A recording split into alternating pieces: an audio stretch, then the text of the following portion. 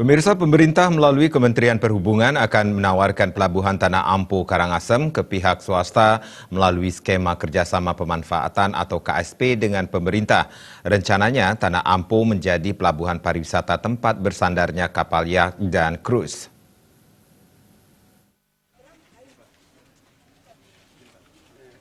Menteri Perhubungan Budi Karya Sumadi menuturkan pihaknya ingin meningkatkan aktivitas pariwisata di Pulau Dewata melalui wisata laut Tanah Ampo sebagai salah satu prasarana konektivitas. Untuk itu pihaknya meninjau proyek ini sebagai kolaborasi antara pemerintah kabupaten, provinsi, dan pusat. Budi Karya Sumadi menyebut agar pelayanan dan pembangunan dikelola secara profesional sehingga pihaknya mengundang swasta untuk terlibat melalui skema KSP.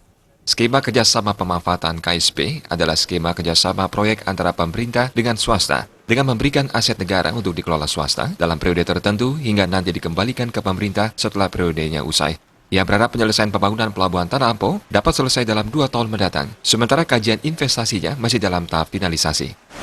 Ada spesifikasi yang lain. Kalau di sini memang yacht sama krus spesialisnya. Kalau di situ lebih banyak kapal-kapal transportasi yang menghubungkan Sanur ke Nusa Penida dan Nusa Lembong. Berarti akan ada perpanjangan ada ini ya? Ada perpanjangan dermaga. Lagi berapa? Nanti akan ditentukan setelah kita ada suatu pembahasan yang detail dengan KPB. Masih ada LS. Ya. Kapasitasnya berapa? Besar. Yang bisa terdapat. Ya paling tidak kapal 2.000 orang tuh bisa mendarat di sini. Sementara itu Gubernur Bali Wayan Koster mengungkapkan, pelabuhan Tanah Ampo memang didesain untuk kapal krus dan yacht yang datang ke Bali, sehingga harus dipersiapkan sebagai pelabuhan berstandar internasional. Di areal pelabuhan akan dikembangkan kawasan perekonomian yang diintegrasikan dengan konsep pembangunan ekonomi di Kabupaten Karangasem.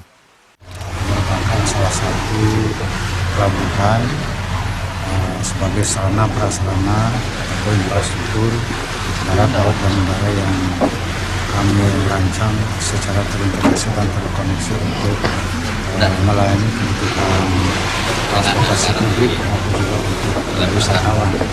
Khususnya yang di Tanah Ampo ini juga kami desain untuk pelayanan